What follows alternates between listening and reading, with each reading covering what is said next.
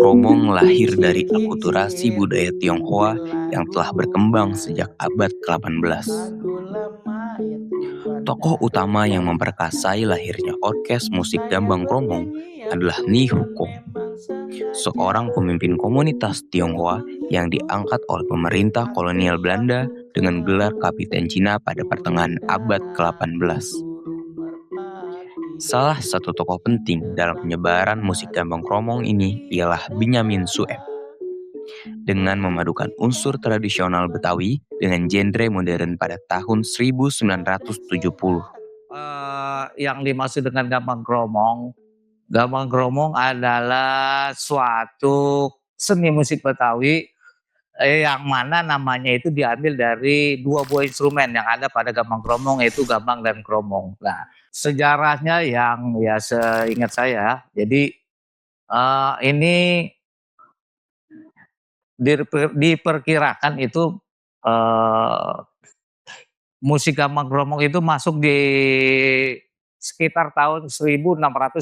Nah, kita ketahui bahwa di 1696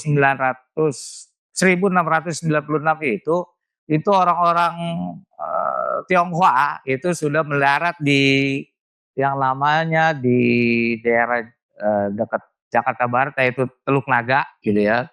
Nah, mereka udah masuk dan sudah menetap di katakanlah di saya sebutnya daerah Betawi lah katakanlah gitu. Nah, keberadaan musik Gambang Kromong itu mungkin belum seperti kita lihat seperti sekarang gitu loh. Nah, eee, pada tahun 1740 gitu, itu cikal bakal musik Gambang Kromong itu sudah ada gitu loh. Hanya saja mungkin belum berbentuk seperti sekarang. Nah, musik Gambang Kromong itu sendiri adalah akulturasi dari budaya Tionghoa atau orang Cina. Nah, baru di titik 1740 gitu. Itu apa ya? Saya anggap titik eh, nolnya lah di situ mungkin ya.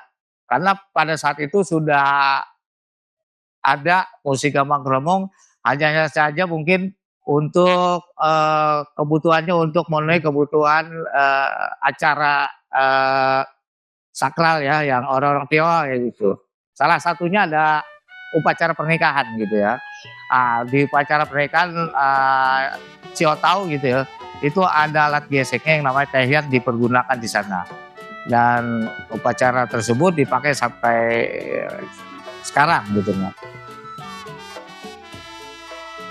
Perkembangannya seperti ini, di dalam musik Gambang Kromong itu ada 4 buah lagu, ada lagu Pobin, Tanpa Sair, ada lagu Dalem, ada lagu Sayur, dan lagu Modern. Tanpa Sair atau Pobin itu masih bernuansa, itu kan tanpa sair, artinya tidak ada vokal, itu masih bernuansa Chinese yang kental banget.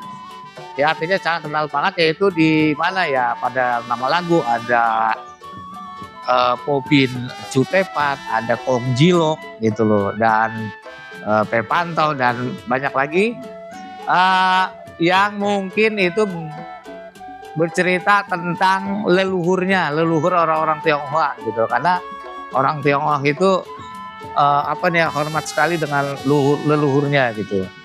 Nah, itu artinya saya bisa katakan masih berbahasa Cina. Nah, ini lagu dalam ini sudah perpaduan berbahasanya itu antara bahasa Cina dan Melayu gitu loh. Uh, ada ada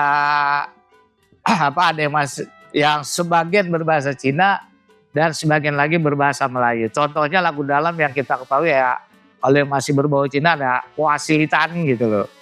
Nah, ada lagi di lagu Sayur. Nah, di lagu Sayur itu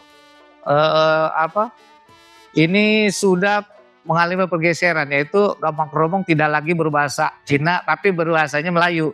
Lagu Sayur ini adalah lagu yang hits pada zamannya, atau yang memang menjadi apa ya, kalau bahasa sekarang itu ya, yang top lah, yang lagi beredar gitu ya. Nah, itu namanya lagu Sayur, artinya lagu yang selalu request permintaan banyak penonton gitu. Nah, itu sudah berbahasa Melayu. Kenapa saya bilang berbahasa Melayu, karena orang Melayu itu nggak luput dari pantun. Contoh lagu Jali-Jali, Sirih Kuning, Centai Manis, Istanbul, terus Kicir-Kicir gitu ya. Nah ini sudah berbahasa Melayu dan tidak lagi berbahasa Cina. Nah baru pada era setelah kemerdekaan, kurang lebihnya di sekitar tahun 1970, pada musik gambang kromong dikenal dengan istilah gambang kromong modern. Modern di sini bisa diartikan ada penambahan alat musik dan struktur dari lagunya sudah berubah, mungkin sudah beradaptasi dengan struktur yang pola-pola yang ada lagu di barat gitu. Sudah ada intro, udah ada interlude, ada coda, ada refrain dan sebagainya nih. Nah ini sudah menggunakan bahasa Indonesia, ya berbahasa Indonesia, tidak lagi berbahasa Melayu kayak pantun, hanya saja dialeknya tetap menggunakan gaya Betawi, tapi sudah berbahasa Indonesia. Contohnya ya kayak lagu ondel-ondel dan ya artinya kalau dari kurun waktu perjalanan gambang kromong itu ya sudah mengalami beberapa perubahan. Gambang kromong itu dipakai sebagai musik sakral ya, sakral karena ada upacara pernikahan mungkin sama kematian gitu. Akhirnya berubah fungsi lagi menjadi hiburan gitu. Jadi yang tadinya sakral sekarang jadi hiburan gitu loh. Itu berubah fungsinya gitu. Nah, fungsi yang berkaitan dengan musik gambang kromong yaitu ada 3 fungsi. Pertama, gambang kromong itu bisa mengiringi vokalis, menyanyi gitu ya. Terus yang kedua, gambang kromong bisa mengiringi tari, yaitu tari cokek. Yang ketiga, gambang kromong itu berfungsi sebagai musik pengiring teater, yaitu lenong.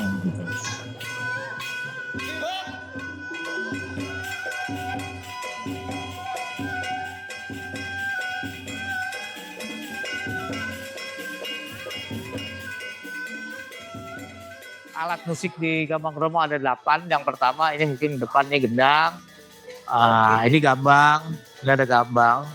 Nah ini kromong, ada gong, ada kecrek, tadi ada konghayan tuh yang main digesek.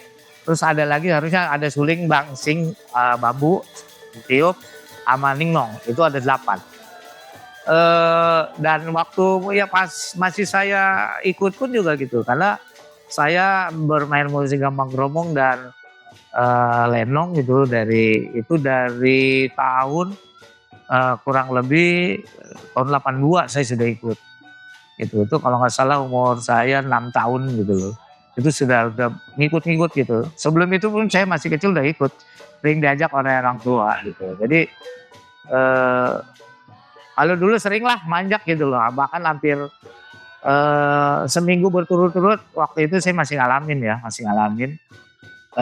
Kalau sekarang jangankan seminggu sekali, sebulan sekali itu belum tentu gitu loh. Menurut saya kalau generasi sekarang lebih memilih budaya populer dengan budaya tradisional itu ya sah-sah saja. Nah ini kan bagaimana kesukaan dia terhadap kesenian kan gitu. Nah tugas kita sebagai seniman tradisional mau tidak mau mempengaruhi dia gitu loh. Bagaimana musik populer itu bisa masuk ke ranah tradisional. Itu tadi bisa lewat kolaborasi dan sebagainya. Contoh ya, Benyamin dulu itu bisa terkenal sekarang, itu ada sebab akibatnya. Kalau kita lihat biografi Benyamin itu lebih suka musik barat. Elvis Presley, The Beatles itu kesukaan dia. Tapi bagaimana dia menyiasatinya agar dia bisa berkesenian, dia mencoba mengkolaborasi musik barat dan musik tradisional. Gambang kromong itu. Dan gambang kromong itu sejarahnya itu paling banyak ada di wilayah luar Jakarta, Tangerang, Bogor, Bekasi. Nah itu secara tidak langsung disiasati sama Benyamin untuk gabung ke gua ada lagu begini.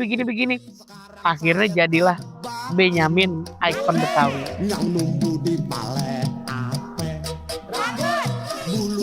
Bos mate ape yang numbuh di sana ape ngok nyanyi. Sekarang kan banyak sekali hiburan gitu loh. Hiburan sekarang nggak kayak dulu gitu loh. Di wadah digital itu kan ada handphone gitu. Jadi handphone aja hiburannya banyak banget gitu loh. Artinya orang mungkin udah sedikit bergeser gitu ya. Bergeser itu pun mempengaruhi terhadap keberadaan musik gambang kromong terutama khususnya gitu loh. Kalau menurut saya yang jelas iklim berkesenian itu ya kalau boleh saya bilang lebih enak dulu dibanding sekarang gitu loh. Karena mulai dari suasananya, terus rasa cintanya gitu loh ya. Ya sedikit mempengaruhi. Ya itu tadi mungkin pengaruhnya. Jadi kenapa anak muda sekarang, males gue udah ngeliat di sini aja gitu loh. Orang akan lebih lebih, gampang udah lihat di YouTube, tapi kadang-kadang kalau kita perbandingin lihat di YouTube sama langsung kan beda gitu loh. Jadi kalau anak sekarang karena banyak ini juga kali ya, banyak banyak banyak artinya mau main apa ada, di handphone ada.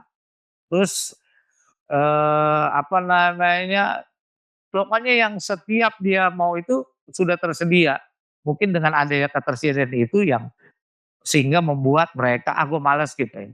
Makanya, eee, boleh dibilang anak sekarang itu kalau suruh untuk berkelompok atau main dengan itu pasti nggak mau.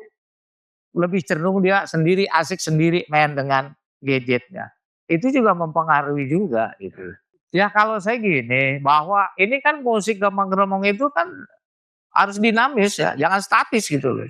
Ya artinya dimanapun perkembangan zaman itu ada, yuk kita buat gambang-kromong yang zamannya, sejamannya dia lah dari sekarang umpama gitu. Mau seperti apa, tapi jangan lupa garis benang merahnya gambang-kromongnya tetap ada. Silakan aja, pakemnya itu tetap ada, kalau saya gitu. Silakan aja. Supaya apa, ya itu tadi, keberadaan gambang-kromong tetap ada, lestari gitu loh. Jangan sampai jadi apa ya, tempelan atau bahkan hilang sama sekali gitu loh, itu. Mau digitalisasi kok silakan gitu, dengan pergapangan dengan inovasi yang sekarang mungkin gitu. Tapi tetap nama gambang kromong itu harus ada. Dulu kan ada istilah gambang kromong, asli atau tradisi, terus ada lagi istilah sebutan gambang kromong modern. Sekarang mau disebut gambang kromong apa, digital, ya silakan gitu loh. Tapi tidak mengurangi dari benang merah tadi yang dibilang gambang kromong tadi, musik gambang kromong tadi. Ya silakan aja saya gitu. Di tahun 2000 aja itu sudah mulai berkurang. Berarti kan 26 tahun yang lalu tuh. Makanya saya berusaha untuk apa? Memperkenal musik gambang kromong pada waktu itu untuk menarik minat anak muda. Makanya saya tambahkan, nah ini saya robah, artinya saya mencoba gitu. Terus di dalam penampilan pertunjukan itu saya merubah. Yang tadinya biasa saya coba salah satunya saya gait dengan, saya coba dengan musik lagu barat gitu loh. Biar kesannya, nggak kampungan gitu loh. Ya saya sih tujuannya pertama untuk menarik minat dulu. Setelah berminat baru kita masuk ke tradisi gitu loh. Ya, jadi saya balik, kalau dulu kan dari tradisi ke modern. Nah sekarang ini saya balik dari modern dulu ke tradisi gitu loh. Supaya dia rasa ini ingin tahunya dia bertambah. Oh ternyata kromong-kromong gitu ya gitu. Itu dulu bikin penasaran dulu. Rasa ingin tahu dia tumbuh, maka baru saya ajak nih tradisinya seperti ini, dan saya klasifikasi gitu kan. Saya klasifikasinya dalam hal apa? Ya ini kromong-kromong tradisi, kromong-kromong modern, dan ini pengembangan. Kekhawatiran saya gini, bahwa nanti mereka hanya tahu kulit luarnya saja, istilahnya ibaratnya gitu. Dalamnya dia nggak tahu. Karena kan contoh aja, dia mau belajar apa mama? Oh ayah alat gesek. Di video udah ada gitu, udah diberikan ini. Nah hanya saja kan gini, yang namanya belajar menonton itu katakan dari YouTube atau apa gitu kan. Itu kan nggak ada yang bilang nantinya dia bilang salah, nggak ada yang bilang benar. Itu yang kekhawatiran saya. Berkesenian itu bukan hanya skill yang kita latih atau kita asah gitu. tapi itu karakter gitu loh. Ya artinya gini, buat saya sih ya pesan ke anak muda ya, kalau bukan kita siapa lagi soalnya. Jangan sampai nanti orang bule orang bule ngambil ke sini, dia ngakuin, kita marah-marah. Jangan sampai itu terjadi. Kan kita pernah terjadi gitu. Giliran diakuin orang sono aja kita marah-marah. Lalu kemarin ngapain nggak belajar? Nah itu, jangan sampai kesalahan itu apa namanya terulang. Silakan aja dengan gaya apa, tapi lama gampang ngomong dan alat musiknya tetap ada. Itu aja sih harapan saya supaya apa ya, supaya ini apa namanya tidak hilang dan kita bekerja sesuai dengan porsinya tadi, bidangnya tadi. Nah, itu kan makanya saya bilang semua lini, semua bidang harus bekerja sama. Siapapun ente, siapapun Anda yang lahir Jakarta, suka nggak suka harus cinta sama kebudayaan Jakarta. Salah satunya mesti gampang ngeromong. Jangan sampai ntar saya mati gampang ngeromong ikut mati juga. Itu jangan sampai dah gitu loh. Makanya Majari Nori kan dulu udah ngomong. Ya kan? Biar saya mati tapi seninya harus tetap jalan. Itu kalimat terakhir dia. Itu. Terbang tinggi burung kenari, pagi sore pulangnya pagi, melestarikan budaya sendiri, kalau bukan kita siapa lagi? Nah, itu.